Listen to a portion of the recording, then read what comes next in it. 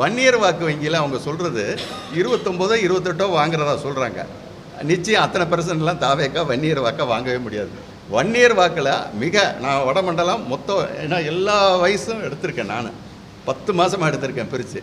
வன்னியர் பொதுவான அந்த இது என்ன எனக்கு வந்திருக்குன்னா, இந்த 10 மாதம் எடுத்ததுலேயும் வன்னியர் வாக்கில் முதல் நிலை ஆதரவுங்கிறது 30% சில்லற அதிமுகவுக்கு தான் போகுது.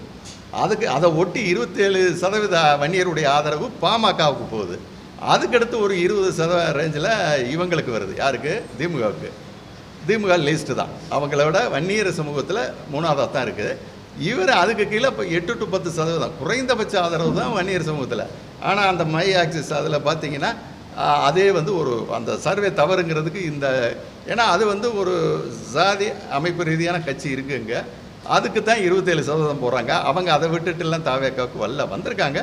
அதுவும் எப்போனா இவங்க டாக்டர் ராமதாஸ் அன்புமணிக்கிடையே பிரச்சனைகள் ஓடிச்சு இல்லையா ஜனவரி, அப்போ தான் முதல் முறையாக வன்னியர் வாக்கு கொஞ்சம் ஸ்லிப் ஆகி ஒரு வெறுப்பில் அதை கேட்குறோம் வேட்டியில்.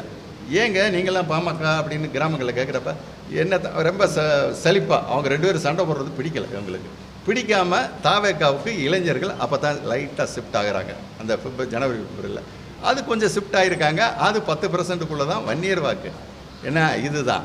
ஆனால் எதுலேயுமே ஒரு கிராச்சுக்கு அதை 10ங்கிறத 12 15 சொன்னால் ஏற்றுக்கலாம். 10% வாக்கு போய் 28% வன்னியர் தாவேக்கா போட்டாங்கன்னா எங்கே போய் ஏற்றுக்கிறது?